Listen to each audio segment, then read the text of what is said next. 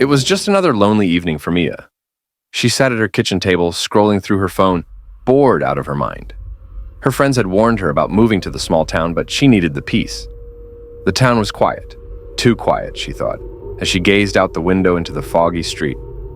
Then the phone rang. Mia glanced at the screen. No caller ID. She hesitated, then picked up. "Hello?"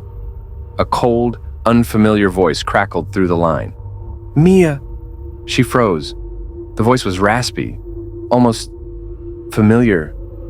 "Mia, can you hear me?" it repeated. I can hear you. Who is this?" There was a long pause.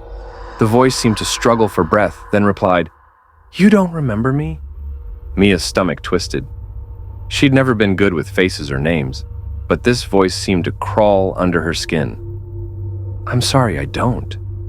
A faint laugh echoed from the other end, hollow and distant. Then the voice said, "I'm inside your house." Mia's blood ran cold. She stood, glancing around the empty kitchen. Her heart hammered in her chest. "What do you mean?" she stammered. "You're not in here." "Check the hallway," the voice whispered, the tone eerie as if it was right beside her ear. Mia's hand shook as she set the phone down. Her mind raced. Was this a prank? Was someone playing with her? Her pulse quickened as she walked slowly toward the hallway, the air thick with dread. She reached for the light switch, but just before she flipped it, she heard a faint shuffle from the dark end of the hallway. She froze, every nerve in her body on high alert. Slowly, she pulled the phone back up to her ear. I checked. "There's no one there," she said, voice barely a whisper. The voice on the phone chuckled darkly. "No, Mia, I'm here. You're just too scared to see me." Suddenly, the lights flickered and the hallway became pitch black. Mia's breath caught in her throat.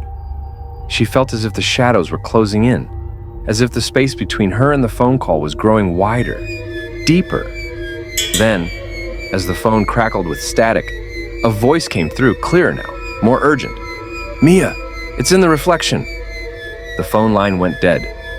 Mia stared at the black screen in disbelief. She turned slowly, her legs weak with fear. The hallway was silent again, but the reflection in the hallway mirror was not. Mia saw her own face staring back at her, but her eyes were wide and filled with terror, and they were not hers. She blinked, but the reflection didn't.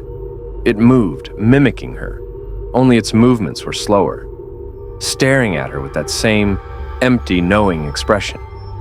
Mia stumbled back, her heart thudding in her chest. But then the reflection smiled, a wicked, dark smile that wasn't hers. The reflection whispered, "Mia, I've been waiting." The scream that Mia let out echoed through the house. As she turned away from the mirror, she ran straight into herself. The real Mia, the one from the reflection, stood there, holding the phone in her hand, smiling. "Mia," she said softly, "did you really think I would let you leave?" The real Mia clicked the phone off and smiled wider. "Now, it's your turn to call." That's it for today, guys. You can submit your horror experiences and stories through the comment section. Please like this video and also make sure to subscribe the channel. It'll motivate me. See you guys in another one. Peace out.